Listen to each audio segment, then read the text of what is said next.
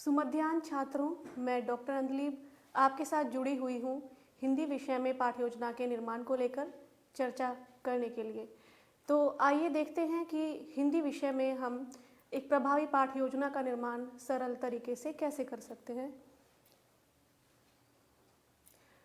पाठ्य योजना के निर्माण से पूर्व यह समझ लेना आवश्यक है कि पाठ्य योजना क्यों बनाई जाए।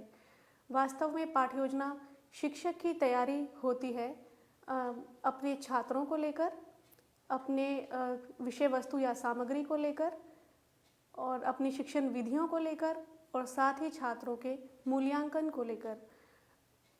किनको पढ़ाएं से यह आशय है कि हम जिन छात्रों को पढ़ाने वाले हैं, आपको ये पता होना चाहिए कि आपके छात्रों का स्तर क्या है, वे कहाँ तक जानते हैं, उनकी पूर्व जानकारी क्या हो सकती है और उससे आगे आप उनको कहाँ तक सिखा सकते हैं। और क्या पढ़ाई में आपको अपनी विषय वस्तु या सामग्री की जानकारी होनी चाहिए। जो पाठ आप उनको पढ़ाने जा रहे हैं आपकी उस पर पकड़ होनी चाहिए। कैसे पढ़ाई में आपके पास वे सभी सामग्रियाँ मौजूद होनी चाहिए या फिर आप उनकी योजना बना पाएँ जिनका आप पाठ के शिक्षण के दौरान प्रयोग करने वाले हैं। वो शिक्षण अधिगम सामग्री भी हो सकती है या फिर आपकी पाठ्य वस्तु से संबंधित कोई भी सामग्री हो सकती है, कोई भी गतिविधि हो सकती है जिसको आप कक्षा के भीतर प्रयोग करने वाले हैं। साथ ही साथ पाठ को किन शिक्षण विधियों से पढ़ाया जाए इसकी जानकारी भी आपको होनी चाहिए। इसके अतिरिक्त छात्रों के मूल्यांकन के विषय में भी अध्यापक की पूर्व जानकारी आवश्यक है। उसे पता होना चाहिए कि वह छात्रों में किन परिवर्तन की अपेक्षा करता है, वह छात्रों के व्यवहार में किन परिवर्तनों की अपेक्षा करता है और उसी के आधार पर वह छात्रों का मूल्यांकन करे। हिंदी पाठ योजना को मैंने 4 चरणों में विभक्त किया है। पहला है पाठ शिक्षण से पूर्व की अवस्था, दूसरा चरण है पाठ शिक्षण के दौरान की अवस्था, तीसरा चरण है पाठ शिक्षण के पश्चात की अवस्था और चौथा चरण है समापन। पाठ शिक्षण से पूर्व की अवस्था में वास्तव में एक अध्यापक को पाठ के उद्देश्यों का निर्धारण करना होता है तथा साथ ही पाठ की प्रस्तावना देनी होती है या पाठ की प्रस्तुति से पूर्व की तैयारी होती है। पाठ शिक्षण के दौरान अध्यापक को पाठ को प्रस्तुत करना होता है जिसमें विभिन्न चरणों में वह पाठ को प्रस्तुत करता है तथा पाठ का विकास करता है, पाठ की प्रस्तुति का विकास करता है।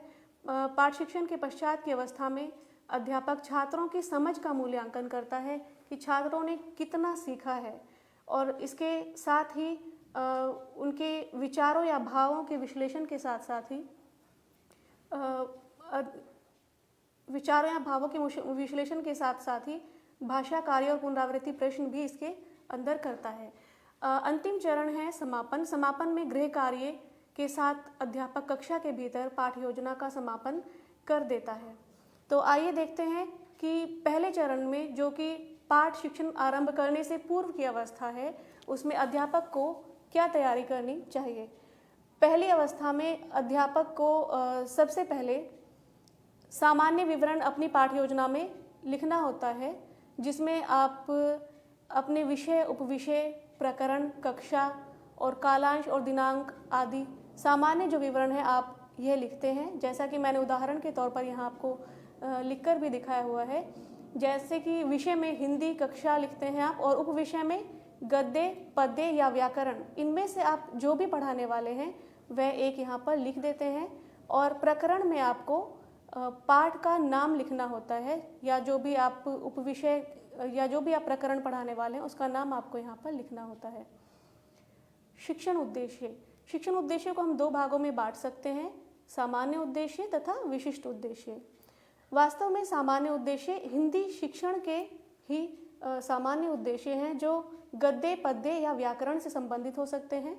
आप गद्य या पद्य या व्याकरण इनमें से जिसका भी शिक्षण करने वाले हैं आपको उन उद्देश्यों की जानकारी होनी चाहिए और हमारे विशिष्ट उद्देश्य हमारे सामान्य उद्देश्यों पर ही निर्भर करते हैं। जैसे कि मैं आपको बताऊं, गद्य का जो सामान्य मुख्य उद्देश्य है वो है छात्रों में के जो विचार है उनका विकास करना तथा साथ ही उनकी भाषा को समृद्ध बनाना। उसी तरह से जो पद्य है उसका जो मुख्य उद्देश्य है छात्रों में भावों का विकास करना तथा उनकी कल्पना का विस्तार करना। और व्याकरण का मुख्य उद्देश्य है छात्रों को शुद्ध भाषा संरचना सिखाना। तो इन्हीं सामान्य उद्देश्यों पर जो और भी हैं सामान्य उद्देश्य, उन्हीं सामान्य उद्देश्यों पर आपके पाठ के विशिष्ट उद्देश्य निर्भर करते हैं। विशिष्ट उद्देश्य किसी भी पाठ विशेष जिसको आप कक्षा में आज पढ़ाने वाले हैं उससे संबंधित होते हैं, और ये प्रासंगिक होने चाहिए इस प्रकार से कि आज आप जो कुछ भी पढ़ाने वाले हैं ये उससे जुड़े होने चाहिए, और व्यवहारिक होने चाहिए इस प्रकार से कि पाठ को पढ़ाने तक आप उनको पूरा कर पाएँ, वास्तव में आप उनको पूरा कर पाएँ, इस आधार पर ये व्यवहारिक होने चाहिए। विशिष्ट उद्देश्यों को हम इन 7 भागों में बांट सकते हैं, जो है ज्ञान, बोध, कौशल, अभिवृत्ति, अभिरुचि, अनुप्रयोग, विश्लेषण तथा संश्लेषण। यदि आप अपने विशिष्ट उद्देश्यों का निर्माण इन 7 आधारों पर करेंगे तो आप अच्छे विशिष्ट उद्देश्यों का निर्माण कर पाएंगे। आपके जो विशिष्ट उद्देश्य हैं वे भविष्य काल में होने चाहिए।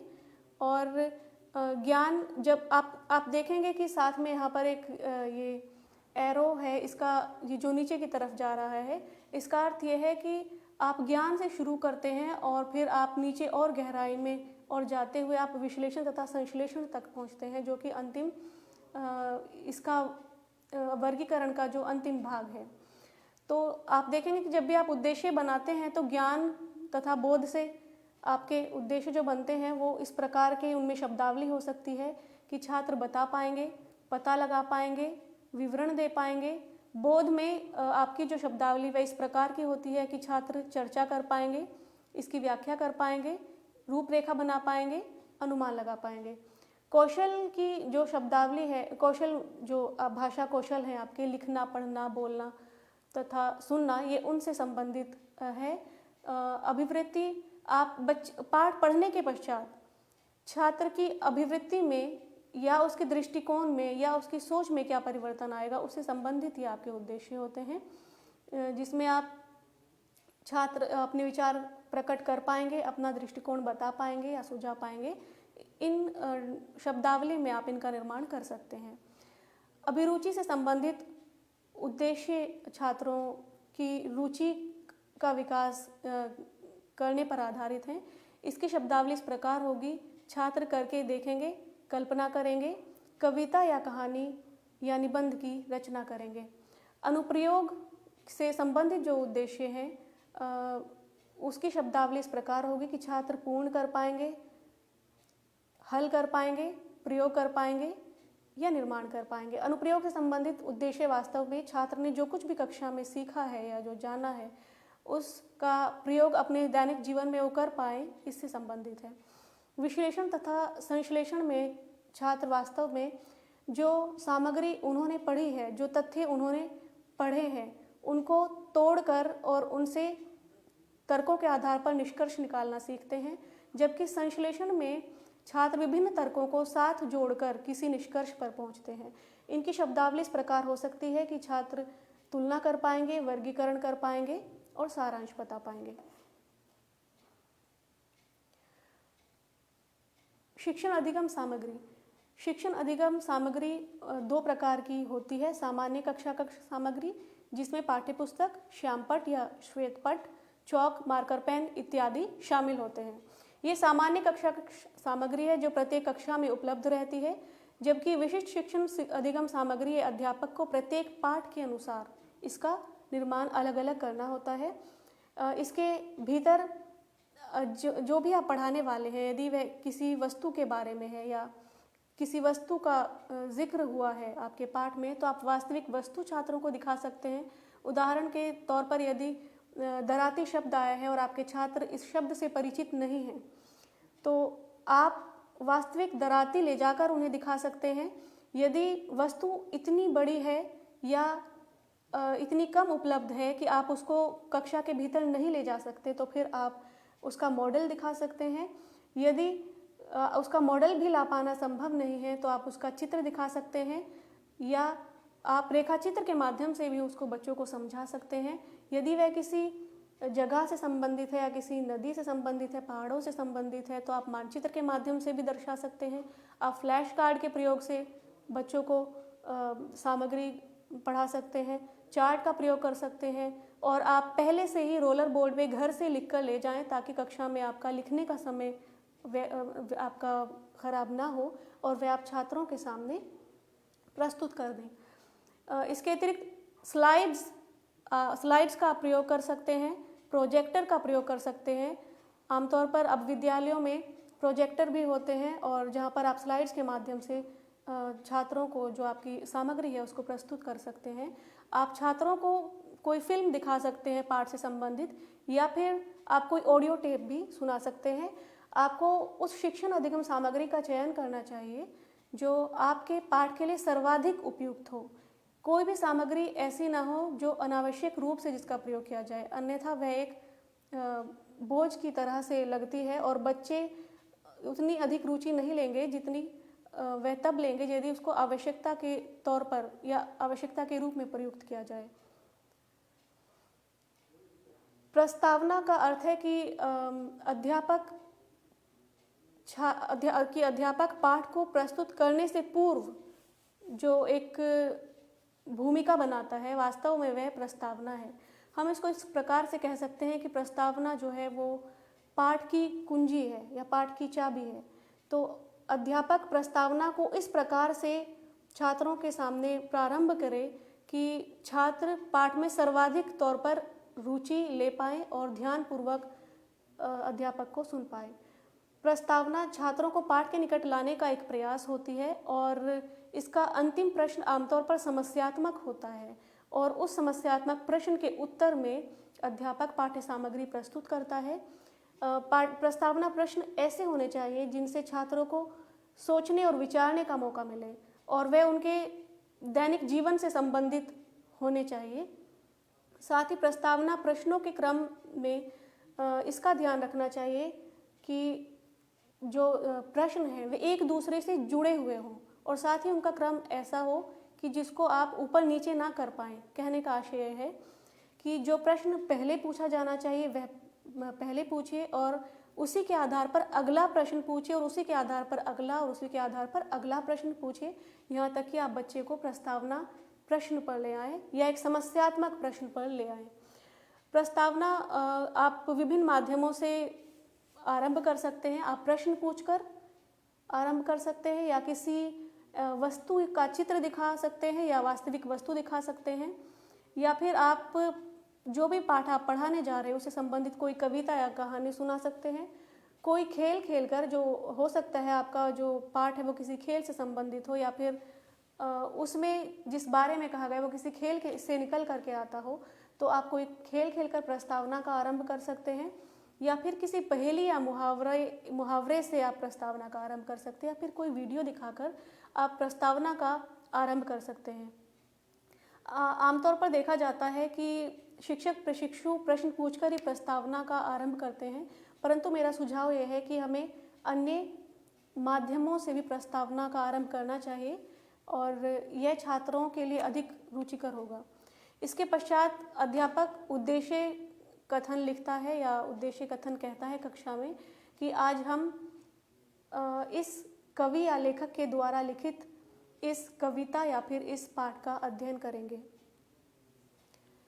पाठ शिक्षण के दौरान की जो अवस्था है उसमें पहला चरण है प्रस्तुतिकरण। प्रस्तुतिकरण के भीतर ही आदर्श पठन, अनुकरण पठन, उच्चारण संशोधन, काठिन्य निवारण और पाठ की व्याख्या और मौन तथा सस्वर पठन आदि आते हैं। तो आइए देखते हैं कि प्रस्तुतिकरण के भीतर एक अध्यापक को क्या करना होता है। जब आप पाठ को प्रस्तुत करें, ये वास्तविक प्रस्तुति है पाठ की। अभी तक आप बच्चे को पाठ के निकट लाने की एक पृष्ठभूमि का निर्माण कर रहे थे, परंतु अब आपको वास्तव में पाठ प्रस्तुत करना है। तो इसमें आप जो पाठ आपको पढ़ाना है या जितना भी अंश आपको पाठ का पढ़ाना है, क्योंकि ज़रूरी नहीं है कि आप एक ही पीरियड में पूरा पाठ पढ़ा पाए। कई बार पाठ बहुत लंबे होते हैं तो आप उसको भागों में या अंशों में विभक्त कर लीजिए दिन के हिसाब से। तो उस दिन आपको जो भी पाठ पढ़ाना है अध्यापक उसका आदर्श पठन करे और वह आदर्श पठन ऐसा होना चाहिए कि अध्यापक उचित स्वर में शुद्ध उच्चारण के साथ तथा गति और विराम का ध्यान रखते हुए, उचित आरोह अवरोह का ध्यान रखते हुए आदर्श पठन करें। फिर अनुकरण पठन छात्रों के द्वारा किया जाएगा। जब अध्यापक आदर्श पठन कर लेता है, उसके पश्चात छात्रों के कुछ छात्रों से 3 से 4 छात्रों से अनुकरण पठन कराया जाना चाहिए। और अनुकरण पठन के दौरान बहुत संभव है कि बच्चे उच्चारण की अशुद्धियाँ करते हैं पढ़ते समय, तो यहाँ पर अध्यापक का कर्तव्य है कि वह छात्रों के उच्चारण को शुद्ध करे, उसका संशोधन करे। इसके लिए तरीका अपनाया जाए कि जब छात्र पढ़ रहा है तो पढ़ते समय छात्र को बीच में ना टोका जाए। जहाँ उसने किसी शब्द का अशुद्ध उच्चारण किया, उसको श्यामपट्ट पर लिख लिया जाए या उन शब्दों को श्यामपट्ट पर लिख लिया जाए, और जब वह पढ़ चुके उसके पश्चात उसे दोबारा कहा जाए कि इन शब्दों को फिर से पढ़िए। हो सकता है पहले किसी झिझक के कारण या जल्दी में वह उनका अशुद्ध उच्चारण कर गया हो, परंतु अब वह ठीक उच्चारण कर दे। यदि वह फिर भी सही उच्चारण करने में समर्थ नहीं है तो फिर अध्यापक को उन शब्दों का सही उच्चारण बताना चाहिए और साथ ही उसका अभ्यास भी कराना चाहिए। प्रस्तुतिकरण में इससे अगला चरण है काठिन्य निवारण के नाम से। काठिन्य निवारण यहाँ पर छात्रों की जो कठिनाई है उसका निवारण है। अब एक पाठ के भीतर सबसे पहली कठिनाई जो छात्रों को लगती है वह होती है कठिन शब्द। जो शब्द छात्रों को जटिल लग रहे हैं, यदि वह उनको नहीं समझ पा रहे हैं तो वह विषय वस्तु का अर्थ भी ग्रहण ठीक प्रकार से नहीं कर पाएंगे। इसीलिए काठिन्य निवारण का यह जो चरण है, इसके अंतर्गत अध्यापक छात्रों को कठिन शब्दों का अर्थ बताता है तथा उनका स्पष्टीकरण करता है। कठिन शब्द वे होने चाहिए, पाठ के भीतर से होने चाहिए, और वे होने चाहिए जो आपको लगता है कि इस कक्षा के बच्चे, उदाहरण के तौर पर 7वीं 8वीं या 9वीं कक्षा के बच्चों को ये शब्द कठिन लगेंगे या इनका अर्थ उन्हें नहीं पता होगा। ये आप अनुमान के तौर पर लिखेंगे और साथ ही आप कक्षा के भीतर छात्रों से भी पूछेंगे कि आपको इस पाठ में कौन से शब्द कठिन लगे हैं। पहले आप छात्रों से पूछेंगे, उसके पश्चात आप स्वयं जो आपने अनुमान के तौर पर पहले से कठिन शब्द लिखे हैं आप उनको बताएंगे। तो कठिन शब्द छात्रों के स्तर के अनुरूप होने चाहिए और उनका अर्थ जो कठिन शब्द है उससे उसका अर्थ सटीक अर्थ होना चाहिए। इसके लिए आप क्या करें, इसके लिए आप शब्दकोश का प्रयोग कीजिए। चाहे आपको कितना भी लगता हो कि मुझे इस शब्द का सही अर्थ पता है, परंतु फिर भी मेरा सुझाव यही है कि आप प्रत्येक शब्द का अर्थ शब्दकोश से देखकर लिखिए तथा वही कक्षा में बताइए जब आप निश्चित हो। साथ ही आप संदर्भ का भी ध्यान रखिए, क्योंकि प्रत्येक शब्द का अर्थ संदर्भ के हिसाब से बदल सकता है। तो पाठ के भीतर किस संदर्भ में प्रयुक्त हुआ है उस संदर्भ का भी ध्यान रखते हुए आप अर्थ बताइए।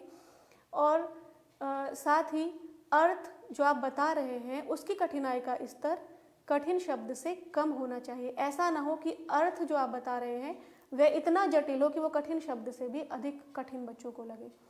साथ ही जो कठिन शब्द आपने जिसका अर्थ बच्चों को बताया है, आप उस अर्थ को और अधिक स्पष्ट करेंगे। कैसे स्पष्ट करेंगे?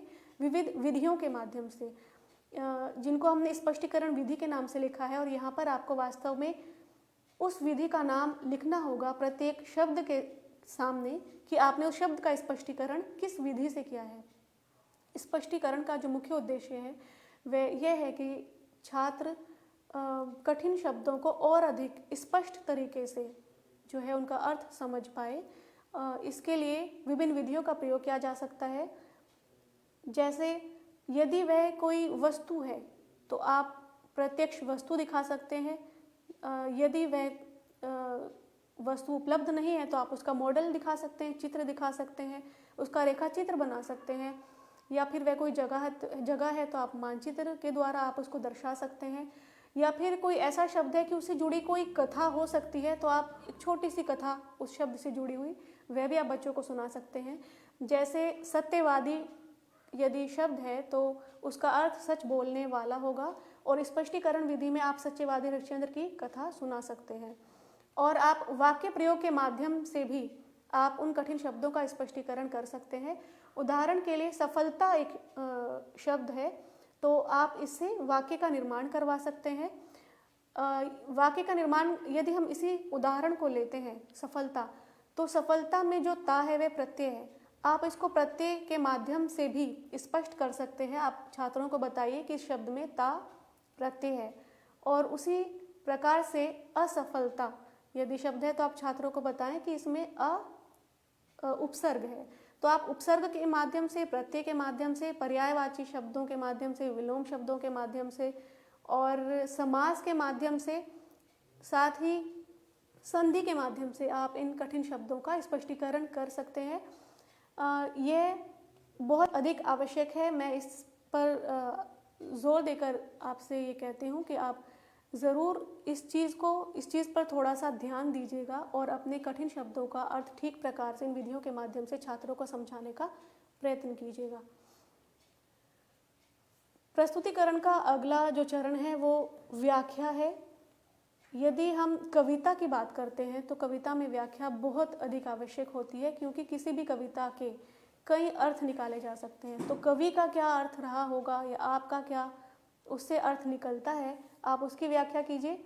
और यदि आप गद्य पढ़ा रहे हैं तो आपको व्याख्या इसलिए करनी ज़रूरी है या स्पष्टीकरण इसलिए करना ज़रूरी है कि पाठ के कुछ निहित या गूढ़ अर्थ हो सकते हैं जो छात्रों को समझ नहीं आ रहे हैं, तो वह आप छात्रों को समझाएंगे। इसके पश्चात मौन या सस्वर पठन किया जाना चाहिए। मौन पठन गद्य में कराइए तथा सस्वर पठन कविता या पद्य में कराना होता है। तीसरी अवस्था है पाठ शिक्षण के पश्चात की अवस्था, जिसमें हम छात्रों की समझ का मूल्यांकन करते हैं, जिसको छात्रों की समझ का जो मूल्यांकन है उसको हम गद्य में विचार विश्लेषण के नाम से जानते हैं और पद्य में भाव विश्लेषण के नाम से जानते हैं। क्योंकि मैंने आपको शुरू में ही कहा था कि गद्य का जो उद्देश्य है वो विचारों का विकास करना है और पद्य का उद्देश्य भावों का विकास करना है। तो गद्य में विचार पक्ष प्रधान है और पद्य में भाव पक्ष प्रधान है। तो जब आप इनका विश्लेषण करें तो आप ये डायग्राम देखिए कि इसमें मैंने जो उद्देश्य को जिन भागों में विभक्त किया था उन्हीं के आधार पर मैंने यहाँ पर कुछ शब्दावलियाँ लिख दी हैं, और आप इन शब्दावलियों का प्रयोग करके, ये जो शब्दावलियाँ हैं इन शब्दावलियों का प्रयोग करके यदि आप प्रश्न बनाते हैं तो आपके वह स्वतः ही उन भागों में चले जाएंगे जो ज्ञान तथा बोध, कौशल, अभिरुचि, अभिवृत्ति, अनुप्रयोग, विश्लेषण तथा संश्लेषण से संबंधित है। जैसे यदि आप ज्ञान तथा बोध के आप इन भागों को देखकर प्रश्न मत बनाइए, बल्कि आप इन शब्दावलियों को देखकर प्रश्न बनाइए, तो वे खुद ही अपने आप ही इन भागों के भीतर आ जाएंगे या समाहित होंगे इनमें। ज्ञान तथा बोध से जो आपके प्रश्न होंगे उनकी शब्दावली इस प्रकार हो सकती है: बताइए, पता लगाइए, विवरण दीजिए, चर्चा कीजिए, व्याख्या कीजिए, रूपरेखा बनाइए या अनुमान लगाइए। और कौशल से संबंधित जो आपके प्रश्न होंगे वे इस प्रकार हो सकते हैं: लिखिए, पढ़कर सुनाइए, बोलकर बताइए या ध्यानपूर्वक सुनिए। उसी प्रकार अभिरुचि से संबंधित आपके जो प्रश्न हैं वे इस प्रकार हो सकते हैं: अपने विचार प्रकट कीजिए, अपना दृष्टिकोण बताइए, ये अभिवृत्ति से संबंधित है दृष्टिकोण, सुझाइए, करके देखिए, कल्पना कीजिए, कविता या कहानी रचिए। कल्पना कीजिए और कविता या कहानी रचिए, जब आप इस तरीके के प्रश्न पूछते हैं तो उससे छात्रों की रुचि का विकास होता है और आपको उनकी रुचियों के बारे में जानकारी होती है। इसी के साथ अनुप्रयोग में आप पूर्ण कीजिए, हल कीजिए, प्रयोग कीजिए, निर्माण कीजिए, इन शब्दावलियों का प्रयोग करते हैं। विश्लेषण तथा संश्लेषण में पहचान कीजिए, तुलना कीजिए, वर्गीकरण कीजिए, सारांश लिखिए या बताइए आदि शब्दावलियों का प्रयोग करके आप प्रश्न बनाते हैं। तो ये कुछ शब्दावलियाँ हैं, आप यदि इनका प्रयोग करके प्रश्न बनाते हैं तो ये स्वतः ही आपके उद्देश्यों पर आधारित होंगे, क्योंकि आपका जो मूल्यांकन है वह आपके उद्देश्यों पर आधारित होना चाहिए। तो इसीलिए आप देखेंगे कि आपके उद्देश्यों में और आपके मूल्यांकन में एक सहसंबंध होना चाहिए, एक साहचर्य होना चाहिए। आपके मूल्यांकन के प्रश्न आपके उद्देश्यों से भिन्न नहीं होने चाहिए। इसमें भी आपको प्रश्नों के दौरान क्रम का ध्यान रखना है कि आप पहले छात्रों से आसान प्रश्न पूछें या ऐसे प्रश्न पूछें जो ज्ञान तथा बोध पर आधारित हो, फिर ऐसे प्रश्न पूछें जो उनमें किसी कौशल का विकास करें या ऐसी चर्चा करें आप। फिर कुछ इस तरीके की गतिविधियां या प्रश्न हो जो छात्रों की रुचि का विकास करे या जिससे आपको उनकी अभिवृत्तियों के बारे में जानने का मौका मिले। और साथ ही आप कुछ ऐसे प्रश्न पूछिए जो छात्रों के दैनिक जीवन में उस अवधारणा के प्रयोग से संबंधित हो। और अंत में ऐसे प्रश्न पूछे जाने चाहिए जिससे छात्रों की विश्लेषण और संश्लेषण क्षमता का विकास हो सके। इसके पश्चात आप छात्रों को कक्षा के भीतर जो कार्य कराते हैं वे गद्य में भाषा कार्य के नाम से और पद्य में कक्षा कार्य के नाम से जाना जाता है। गद्य का उद्देश्य न केवल विचारों का विकास करना है बल्कि समृद्ध भाषा सिखाना भी है। तो यहाँ पर बच्चे की भाषा को समृद्ध करने के लिए या बच्चे की भाषा के सुधार हेतु हम व्याकरण के जो तत्व है या हिंदी भाषा के जो तत्व है हम उनको यहाँ साधन के रूप में अभ्यास के लिए छात्रों को दे सकते हैं। इसका अर्थ ये हुआ कि जो हिंदी भाषा के विभिन्न तत्व हैं जैसे अक्षर संरचना हो सकती है, वाक्यों की रचना हो सकती है, या फिर उपसर्ग प्रत्यय संधि समास उपसर्ग और विशेषण क्रिया विशेषण क्रिया, इसके अलावा और जितनी भी जो अन्य तत्व हैं उन तत्वों को साधन के रूप में अभ्यास कराए जाने का मतलब यह है कि आप उनको यहाँ पर व्याकरण के तौर पर मत पढ़ाइए कि हम उनको यहाँ पर एक अवधारणा के तौर पर पढ़ा रहे हैं या फिर उनकी आप परिभाषा भी दे रहे हैं, उनके उदाहरण भी दे रहे हैं, बल्कि आप छात्रों को यहाँ पर एक हिंट दीजिए कि जैसे सफलता शब्द में ता प्रत्यय है, आप अपने पाठ के भीतर से ऐसे 6 या 8 शब्द चुनकर लिखिए जिनमें अंत में प्रत्यय लगा हो। तो इस प्रकार का आप कार्य दीजिए, परंतु ये कार्य देते समय ध्यान रखना चाहिए कि आप व्याकरण का वह तत्व छात्रों को कक्षा में उससे पहले बता चुके हों। यदि आप बता चुके हैं तभी छात्रों को अभ्यास के रूप में वह दिया जाना चाहिए। और इसके अतिरिक्त आप जो भाषा सौंदर्य है या जो विचारों का सौंदर्य है उससे संबंधित भी आप कुछ कार्य छात्रों को करने के लिए दे सकते हैं। उसी के साथ साथ यदि आप पद्य में कक्षा कार्य दे रहे हैं तो उसमें आप छात्रों को भाव सौंदर्य दे सकते हैं। भाव सौंदर्य का अर्थ ये हुआ कि जो बच्चे ने कविता पढ़ी है उसके जो भाव है वो क्या है, छात्र उनकी व्याख्या करें। साथ ही आप उस पद्यांश की सप्रसंग व्याख्या छात्र को करने के लिए दे सकते हैं। या फिर यदि बड़ी कक्षाएं हैं 9 से लेकर के 12वीं तक, तो आप रस छंद अलंकार और इनकी पहचान से संबंधित भी आप कुछ उनको कार्य दे सकते हैं। आप ये कार्य दे सकते हैं कि इस कविता में कौन कौन से अलंकारों का प्रयोग हुआ है ढूंढकर बताइए या छांट कर बताइए, या कौन से रसों का प्रयोग हुआ है आप ये पता लगा कर बताइए। तो इस तरीके के आप उनको प्रश्न दे सकते हैं, परंतु ये सब गद्य और पद्य में ये चीज़ें साधन के रूप में ही कराई जाएं, साध्य के रूप में नहीं। जब आप व्याकरण पढ़ाते हैं तो आप हिंदी भाषा के तत्वों को या फिर जो रसछंद अलंकार है इन चीज़ों को आप साध्य के रूप में आप इनका अभ्यास कराइए। अर्थात वहाँ पर आपका उद्देश्य ही यही होना चाहिए कि हमें इन तत्वों पर जो है हमें अधिक ध्यान देना है और छात्रों को ये चीज़ें सिखानी है। तो गद्य और पद्य में जो हिंदी भाषा के तत्वों का जो भी आप अभ्यास कराएंगे वे साधन के रूप में होना चाहिए, जबकि व्याकरण में वे साध्य के रूप में होना चाहिए। इसी के साथ ही चौथी अवस्था है समापन। समापन में आप गृह कार्य अंतिम कार्य है, अंतिम इसमें चरण है समापन में।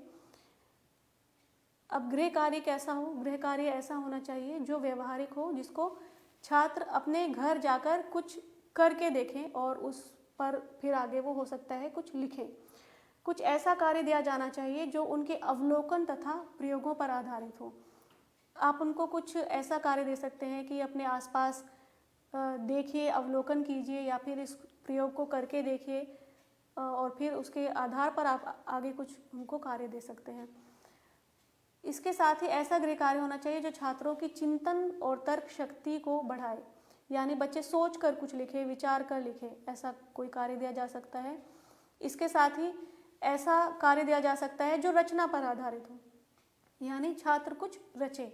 वह निबंध रचना हो सकता है, निबंध लेखन हो सकता है, पाठ का सार लिखना हो सकता है, पत्र लिखना हो सकता है, कहानी या कविता लिखना हो सकता है। वास्तव में यदि हम इस प्रकार के गृह कार्य छात्रों को देते हैं तो इससे उनकी सृजनात्मक क्षमता का विकास होता है।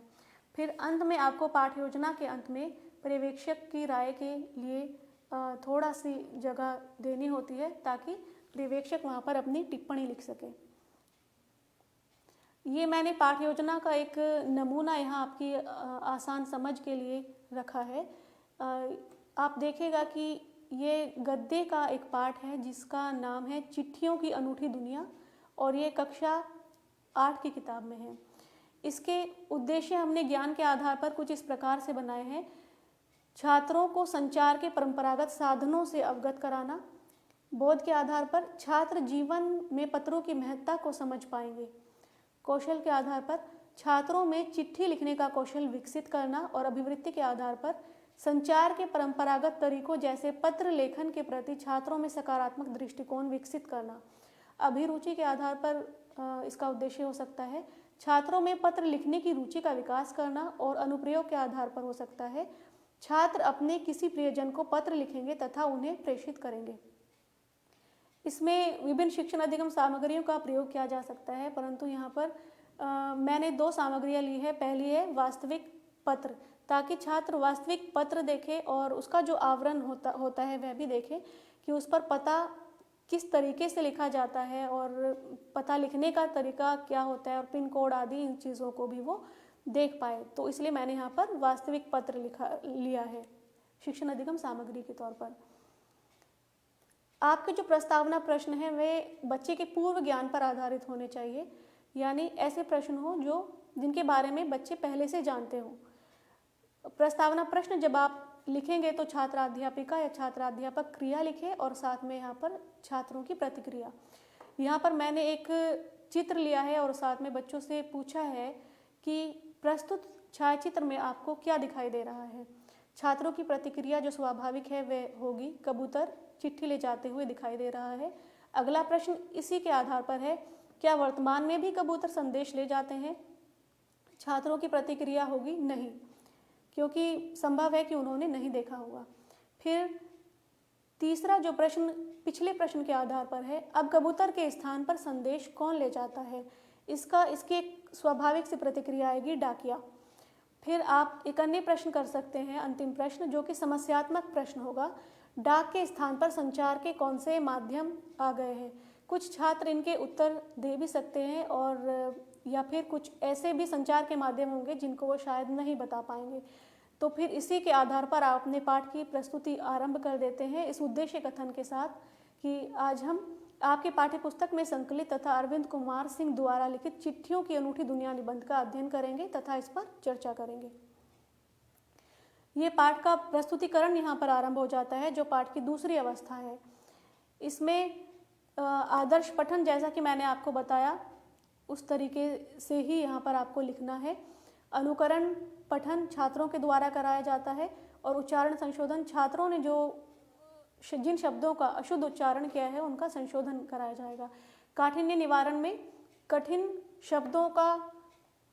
शब्द लिखे जाएं, उनका अर्थ बताया जाए और साथ ही उन कठिन शब्दों के अर्थ को किसी अन्य विधि से भी स्पष्ट किया जाए। जैसे मैंने यहाँ पर कुछ विधियाँ लिखी हैं, पर्यायवाची, विलोम, वाक्य प्रयोग, प्रदर्शन और पर्यायवाची, प्रत्यय, वाक्य प्रयोग। मैंने यहाँ पर प्रदर्शन इसलिए लिखा है क्योंकि यहाँ पर कठिन शब्द है SMS जो वास्तव में अंग्रेजी के शॉर्ट मैसेज सर्विस का लघु रूप है। तो उसको हम छात्रों को मोबाइल पर खोलकर दिखा सकते हैं कि SMS इस प्रकार से होता है। वास्तव में वे जानते भी होंगे लेकिन फिर भी हम उनको दिखा सकते हैं। इसके साथ ही इसमें छात्र की क्रिया यह होगी कि जब अध्यापक श्यामपट्ट पर कठिन शब्दों और उनके अर्थों और स्पष्टीकरण को लिखता है तो छात्र उनको अपनी नोटबुक में लिखेंगे। अच्छा, इसके साथ ही एक चीज़ और है कि जब आप श्यामपट्ट पर लिखें तो उसमें भी आपका श्यामपट्ट कौशल आपका निहित होता है।